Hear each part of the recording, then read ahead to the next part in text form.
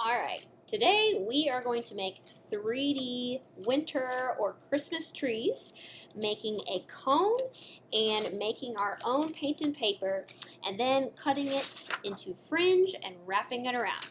All right, the first step is to make your painted paper.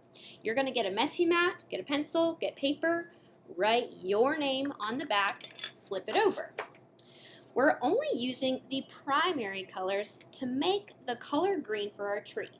That is yellow and blue. So first, I'll get a brush, and I want to paint yellow all over. And I had just used this, that's why it's coming out slightly green.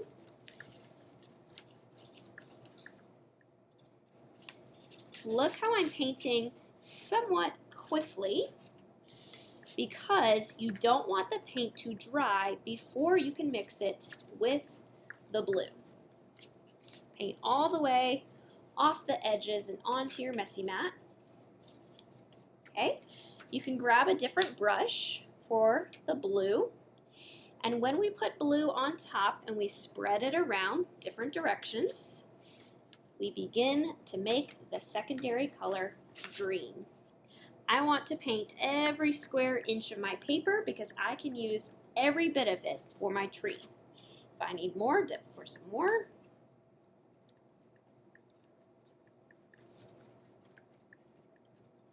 Okay, every square bit. Okay, so you would paint all the way to the edges, and then, for the sake of time, I won't, but you would paint all the way to the edges and then grab a comb or a texture tool and you can make lines with texture. You could go different directions. Don't try to write any messages because you're going to be cutting it up. You could do squiggly, and this will all add texture to your Christmas tree. All right, when this is done, it goes on the drying rack. This is one that is already complete. We'll be using that in a minute. Now it's time to make your cone. This is your paper. You want to write your name on it. Right now this piece of paper is flat. We want it to become a cone. We want it to be 3D. So I'm going to take it and I'm going to fold it in half, but not fold it all the way. I'm going to pinch it right here. I'm not folding it into a birthday card, only at the top so that I have my halfway mark. Then I want to train my paper to curl, stopping at that halfway mark right here. So right now the paper is flat. I have to train it so that it becomes 3D. And I'm stopping it at that halfway point, rolling it around like that. And you can see this will be the cone, what holds up my Christmas tree. Before I roll it though, I want to get a piece of tape. And I really only need a piece that's maybe 3 inches long. I don't need a lot. When you rip tape, you pinch it at the top and you tear. Set this on the edge of your table. Now let's roll it one more time. And when you're rolling it, try not to roll it past the halfway. You're going to roll it to that halfway so that that becomes the tip of your cone. It's easy to kind of go like that. Stop it there, and then kind of roll it around. Okay? While holding that in place, I take my tape and placing it not this way, but with the line, I place it on there. I can stick my hand inside and kind of press, press, press. The edges are uneven, so I take a pair of scissors, and wherever it's sticking out, I cut that away. Cut that away. Now when it stands up flat, okay? Now I take my pencil, make sure I can still see my name. Yes, I can. All right, if I couldn't, I need to write my name again, okay? Once my paper is dry, which by the way, you can use a hair dryer to dry it faster if you still need to use it, you are ready to cut it into strips. And we want to cut it into strips that are about 2 inches wide. Those will be the strips that we start to place onto our cone. Okay, so I'm going to take my paper and cutting about 2-inch strips from one side to the other. I'm going to just cut maybe 2 at a time for now. put those together so you can cut the fringe at once. And when you start to cut the fringe, this will be the part that kind of flips up. You don't want to cut all the way through. You're leaving it halfway. Look how I only cut halfway. If I cut close to the edge, it might tear, or if I cut all the way through, I'd just be cutting it in half.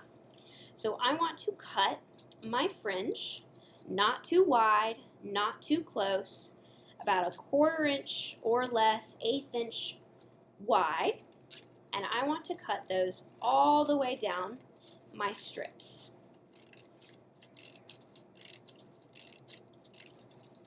All right, you would do it the whole way through. Here are some that are already made. So these are already made, ready to be glued on to my cone.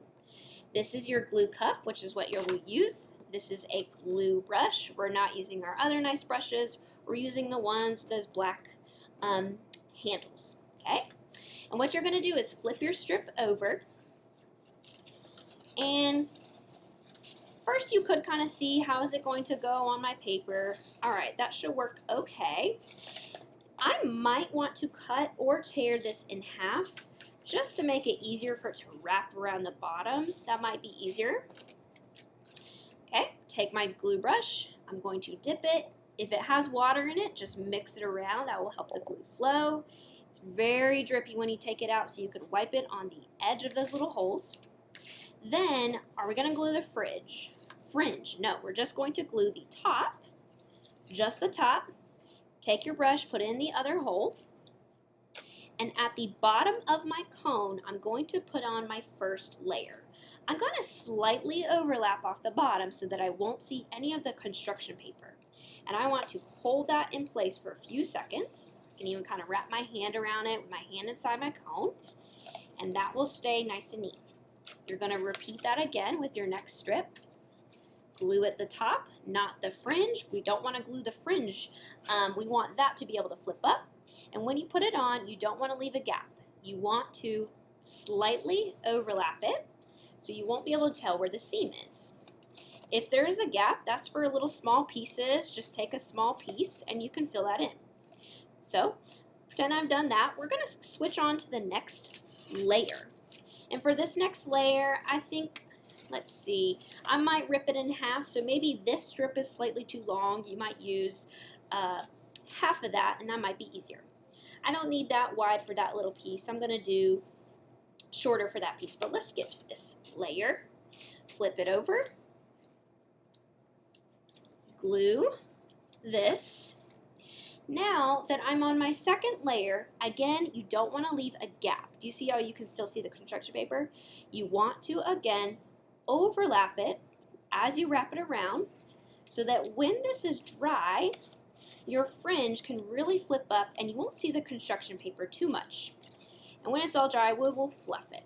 Okay, so you're going to hold that in place, stick your hand inside the cone so you can have something to bear on. Okay.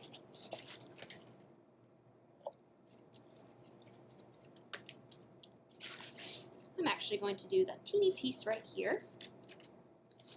Fill that little gap. Make sure it's about the same height up. Press, press, press. And you kind of get the idea that basically to make your Christmas tree, you just keep adding layers and layers of fringe until you reach the tip of your cone. And as you go up, you're going to need shorter strips because your cone gets smaller as you get up. It's wider at the base and smaller at the top. And when you're all done, it might look a little bit something like this with maybe up to like 7 different layers all the way to the top. And when you get to the top, you might be cutting teeny tiny little fringe to get up there. And this is your Christmas tree when you are done. You get to take it home, decorate it. If you even finish early, you could even make some ornaments to put on there. All right, so to start, when you are ready to make your Christmas tree, you first start by painting your paper. I want you to use the 2 primary colors of blue and yellow. Add texture. Then you cut it, then you make the cone, Then you can dry it, you can cut your fringe on your strips and begin to layer it all the way to the top until you have your tree.